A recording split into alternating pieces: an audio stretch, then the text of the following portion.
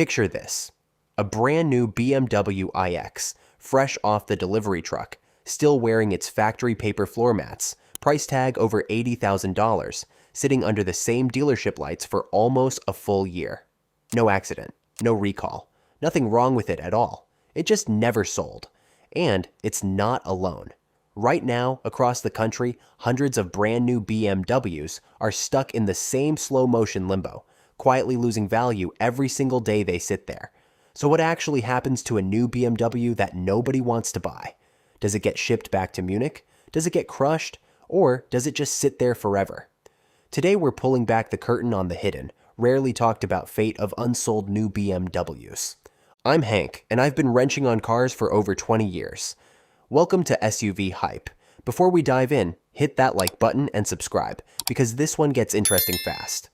First, you need to understand something most car shoppers never think about.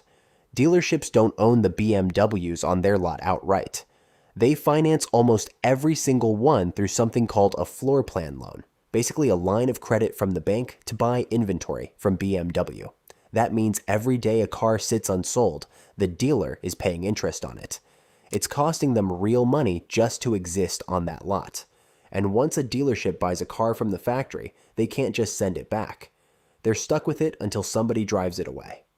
So dealers watch one number obsessively: market day supply, or MDS.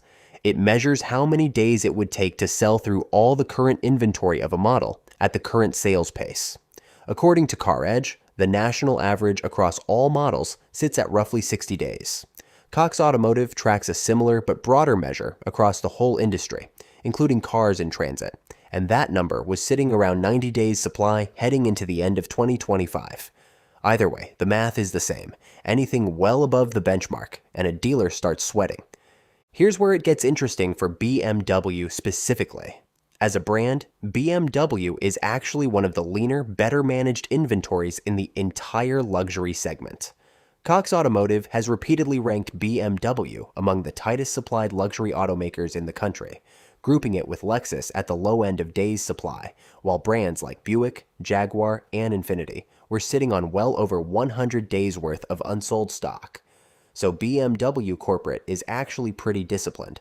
Back at the start of 2025, Cox Automotive data even put BMW at 47 days supply, the second leanest luxury brand in the country, behind only Lexus at 21 days, while brands like Jaguar and Infiniti were sitting on well over 100 days of unsold stock. But that brand level discipline doesn't mean every single model is safe. A few specific BMWs are quietly becoming the exception to that rule, and that's what we're digging into. Let's start with the flagship electric SUV, the BMW iX. CarEdge's own listing data shows just how wildly this car's fate can differ depending on where it's parked. One iX45 sitting at a dealership in Beaumont, Texas, had been on the lot for 318 days, still listed at $83,620. Meanwhile, an identical iX over at a dealership in Fremont, California, sold in just 97 days at $76,995. Same exact car, same brand, same trim, wildly different demand depending purely on the zip code. And the long-term math isn't kind either. CarEdge's residual value study found the iX holds on to only about 38% of its value after 5 years, ranking 366th among luxury vehicles they track. That's a car that's expensive to build, expensive to buy, and apparently a tough sell once it's actually sitting on a lot. Next up, the flagship sedans, the 7 Series, and its electric sibling, the i7. This is where the depreciation numbers get genuinely brutal. iSeeCars data shows the gas-powered 7 Series loses 61.8% of its value after 5 years. The electric i7 is worse. iSeeCars puts its 5-year depreciation at 73.6%, dropping a car that started around $145,000 down to roughly $27,000 in resale value. CarEdge's own model is a bit more forgiving, estimating around 55% depreciation and a 5-year resale value closer to $66,000. But even by the more optimistic estimate, you're still losing more than half the car's value in 5 years. When a car sheds value that fast on paper, dealers know it, buyers sense it, and that hesitation shows up directly in how long these flagship sedans sit unsold before someone finally commits. Then there's the SUV you'd assume would be the safe bet, the X5. It's BMW's bread and butter, the model that keeps the lights on at most dealerships. And yet CarEdge classifies both the X5 and the high-performance X5M as selling slower than the national average right now, meaning more room for buyers to negotiate and more days sitting on the lot than a typical new vehicle. That's notable because the X5 is a high-volume, mainstream luxury SUV, not a niche flagship.